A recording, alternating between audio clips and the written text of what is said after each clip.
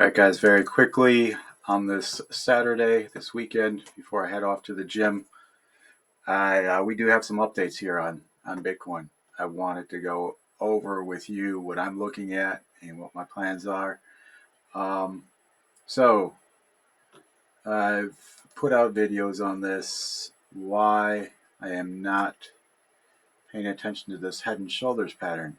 All right, so am I starting to doubt myself now? Now that we've fallen below this neckline, this green line indicates a neckline.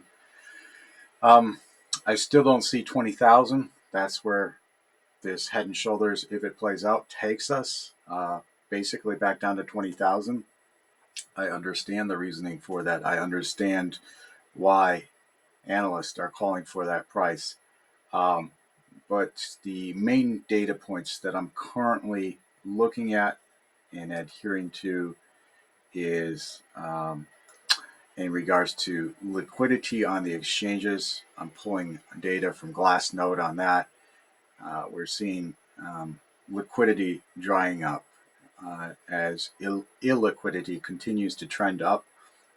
So that's a big variable, and that's what causes me pause and not to give so much credence to these patterns. All right, so you guys all know I'm big on patterns. I'm big on price, time, and pattern. And in this case, I am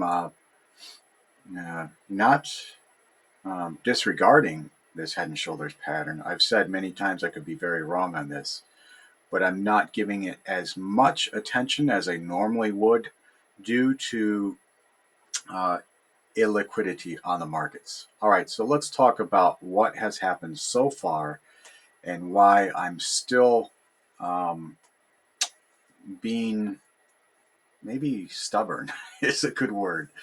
I'm not. I hope I'm not being stubborn um, because I am trying to take all the data points into account, and mainly what I'm looking at now is RSI. Very rarely do we get into oversold territory. And if we go back, let's go ahead and do that. Um, every time we have gone into oversold territory, um, there's been, it takes a while, but there's been a big pump to the upside. Let's look at here. When we were here at this price of 30,000, basically on the 19th of May, we went all the way from that price to our top out price was 69,000. All right, so almost doubled from there. All right, again, takes some time. We did suffer a little bit of a down spell first, and I do think that's possible where we're at as well. So if you're not comfortable holding through this, then that's a decision you're going to have to make. I'm not a financial advisor. I just do charting and analysis and tell you what I see in the market, and you can make your own decisions in that regards. Um, let's take a look at another time RSI was under or in oversold territory on the daily. All right, so that was way back here.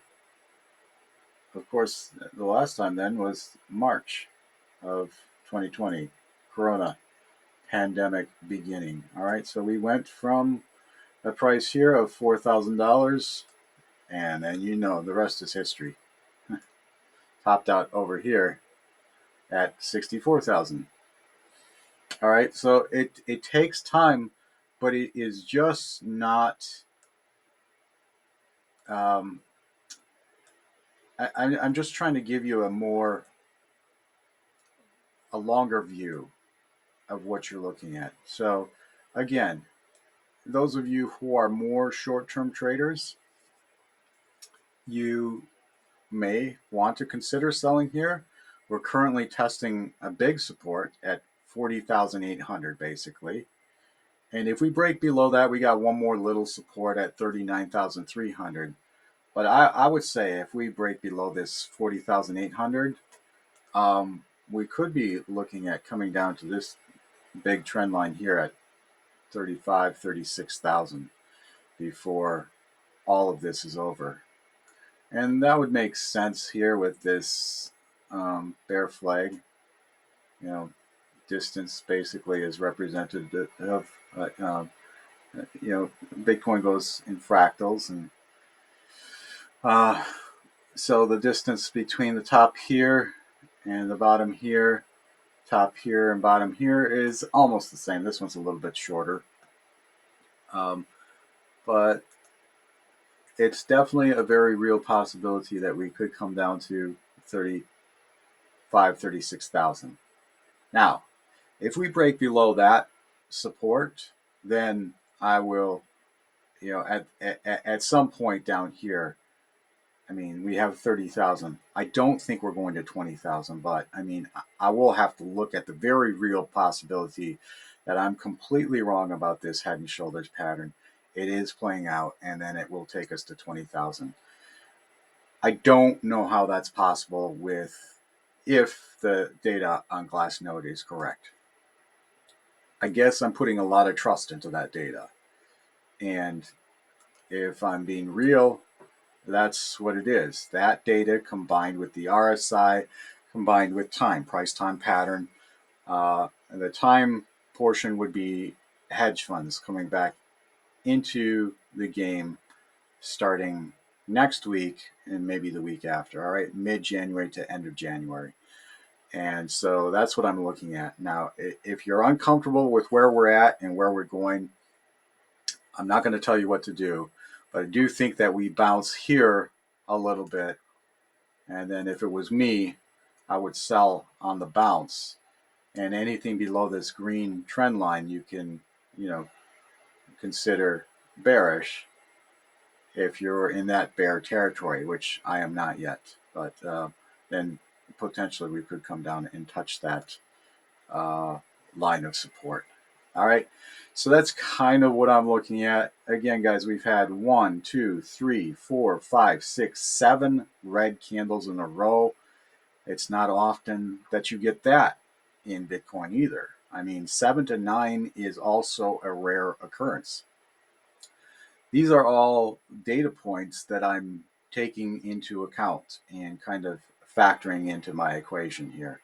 All right, so yes, we could get 2 more red candles and then just, we'll just blow through this, I guess, this support and continue down to the purple and maybe all the way down to this line of support down here. I don't see that happening. I do think that we will bounce first, but I don't know that for sure. And so at this point, I'd like to see what Monday looks like. So I'm trying to wait through the rest of today and the rest of tomorrow, and I'm holding through that. That may not be your level of strategy, your level of risk tolerance. It may not be one that's conducive to waiting that long. All right, that's totally up to you. I'm not a big fan myself of ever selling anything when Bitcoin is in oversold territory on the RSI. I have never had good success doing that, and I'm just not very good at selling there and cutting my losses. I would rather wait to see us bounce up. So, guys, that's kind of what I'm looking at and the way I'm thinking about it. Um, so RSI in oversold territory, a rare occurrence. In fact, we've only seen it twice up until this point since March of 2020. And this would be the second time. March 2020, well, this would be the third time. March 2020 was the first, and then we just zoomed back on the chart a little ways. In May, we had it, and now again. All right. So 3 times in, a year and 10 months. Not very often does that happen. The greed fear index, if I pop over there to the greed fear index, this is a very rare occurrence as well. 10. It's not often. I can hardly remember. I remember one time it was at 7. it's not often, and I think that was in March of 2020, that the greed fear index is at 10. All right. So another rarity. And then final thing here, these candles, 7 red candles in a row. I've only seen one other time when we had 9 in a row in the crypto space, and there's been a couple times we've had 7, but these are all very unusual, um, uh, occurrences. And so I'd like for me to wait this out and just wait a couple more days. We're down this far. I might as well hold it out and see what Monday brings. And should we break below that 40,800 line, then maybe I sell, and wait for us to come down to support at 36,000. I don't know. I'll have to reevaluate at that point and make my decision then. All right, so that's what I'm looking at. Hopefully that helps you a little bit. See you on Monday.